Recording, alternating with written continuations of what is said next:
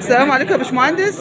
بنتعرف على سيادتك وبنرحب بحضرتك على ارض كليه هندسه المنوف الالكترونيه والمشاركه في هذا الملتقى. نتعرف بحضرتك.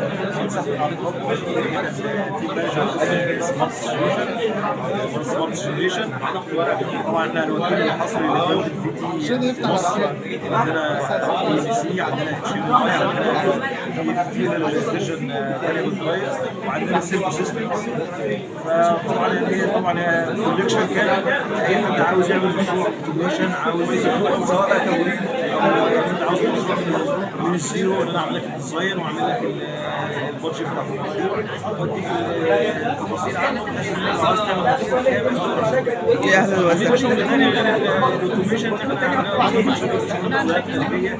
تاسيس مصانع، بدايه ستارتنج لاي مصنع جديد. احنا بنعمل الشغل تماما.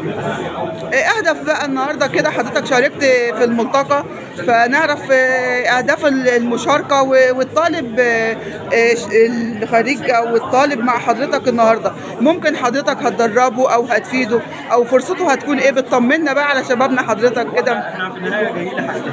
الحاجه الاولانيه نعرف الناس بينا والبراندات بتاعتنا، وطبعا احنا شغالين في الاوتوميشن، وهنا مقر يعني ايه مصنع الاوتوميشن في مصر ما شاء الله. يعني هندسه الجروب بالذات عده المهندسين الكنترول والاوتوميشن هم افضل ناس في مصر فعلا يعني. ما شاء الله، دي رساله جميله من حضرتك. جايين ليهم احنا نعرفهم. عندنا طبعا ايه خطه تدريب، كنا في ابلكيشن للتوظيف لو في حد مهندسين افضل جرادويت او بالفعل اتخرجوا احنا محتاجين مثلا حد منهم. فاحنا عندنا مشاريع دي بنفتحها مستقبليا، فهنحتاج ناس بنجمع داتا عن الناس ونعرفهم بينا.